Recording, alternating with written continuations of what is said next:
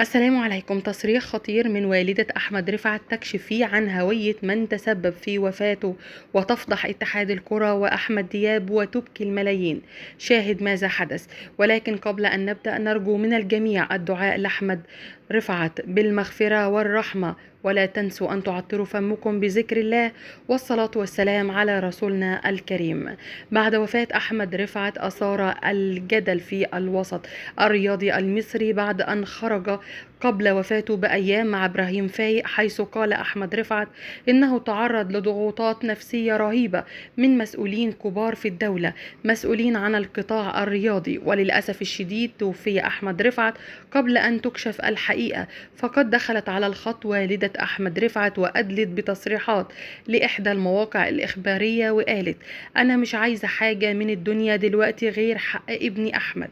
ابني راح وكان بيموت قدام عيني، وانا كنت بناشد المسؤولين وكنت بتصل بيهم واقول لهم: ارحموا احمد ابني، اللي انتم عايزينه كله انا هعمله، وهخلي احمد ابني يعمله برضه، بس سيبوه في حاله، هو عايز يلعب كورة زي بقية اللعيبة. كل ما في الحكاية ان احمد ابني كان عايز يروح النادي الاهلي، وبعد كده الدنيا اتقلبت عليه. معرفش ليه احمد ابني كان بيموت قدام عيني كل يوم.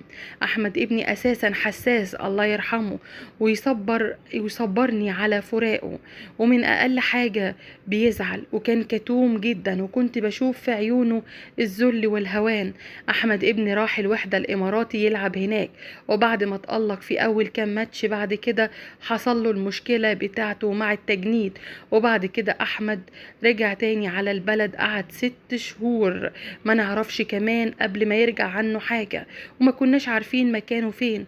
وكنت بتصل بأحمد دياب، واحمد دياب اللي هو رئيس الرابطة دلوقتي ما كانش بيعبرنا ولا بيرد علينا.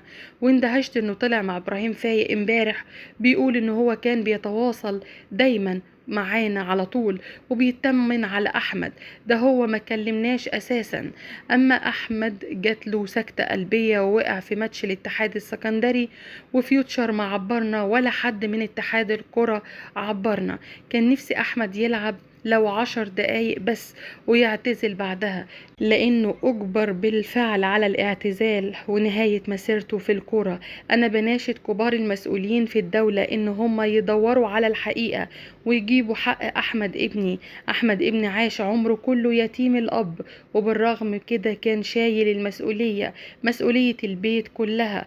وعايزة كل الناس اللي بتسمعني دلوقتي يدعوا لأحمد ابني بالرحمة والمغفرة، وإن ربنا يصبر قلبي على فراقه. الوجع كبير وأنا مش قادرة استحمله، ولكن الأعمار بيد الله، هو أكيد في مكان أفضل من الضغوطات النفسية المؤلمة اللي كان بيتعرض ليها أحمد ابني. منهم لله اللي عملوا فيه كده. السلام عليكم.